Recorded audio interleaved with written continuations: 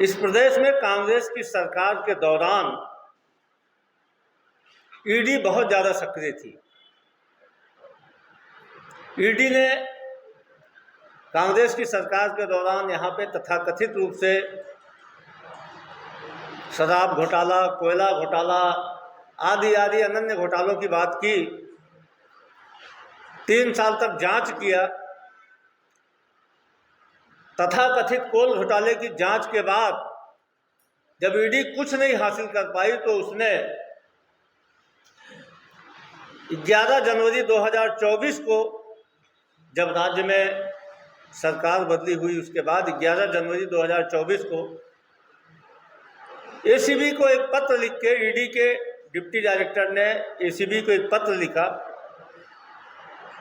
और पत्र लिख के कुछ लोगों के नाम भेजे तथाकथित कोयला घोटाले के संबंध में कि इन लोगों के खिलाफ एसीबी भ्रष्टाचार निवारण अधिनियम के तहत कार्रवाई करे।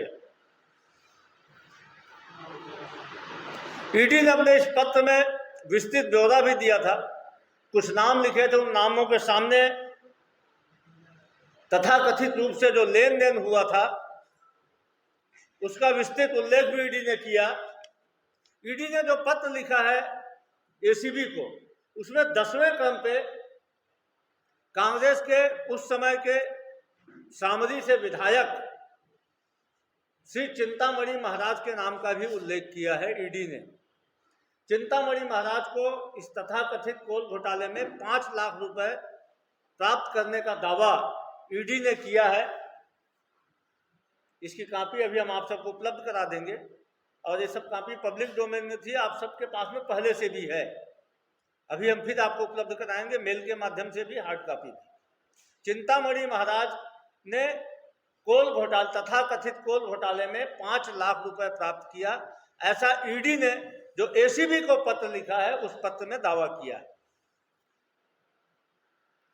ईडी के इस पत्र के आधार पे 17 जनवरी, जो 11 जनवरी 2024 को ईडी ने पत्र लिखा था, उस पत्र के आधार पे 17 जनवरी 2024 को एसीबी ने एक एफआईआर दर्ज किया जिसमें 35 लोगों के खिलाफ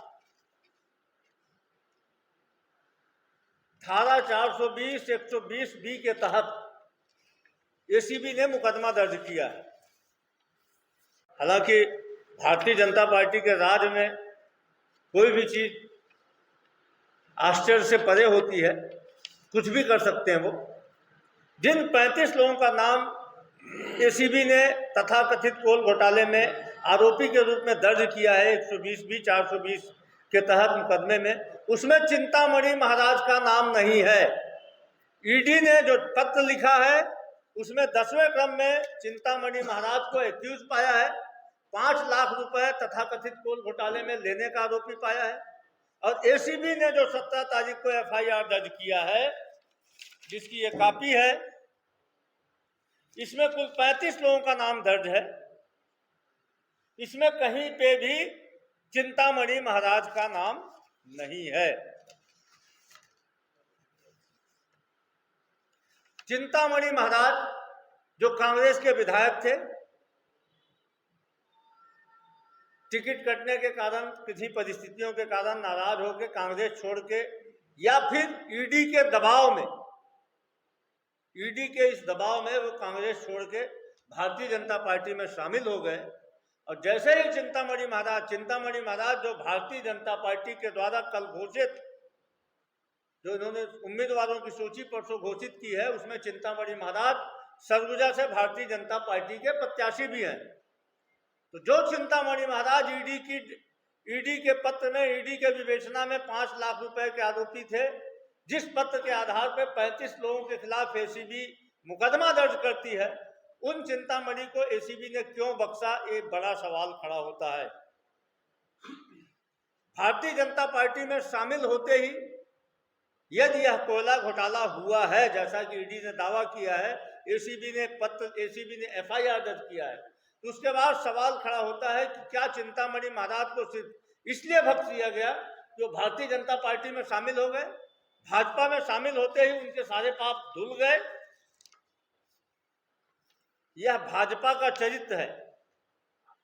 विपक्षी दलों के नेताओं के खिलाफ ईडी, आईटी, सीबीआई तमाम केंद्रीय एजेंसियों का दुरुपयोग करके उनका भयादोहन करना, उनको डरवाना और उसके बाद उनको भारतीय जनता पार्टी में राजनीतिक फायदे के लिए शामिल करना और उसके बाद उनको पाक साफ कर देना।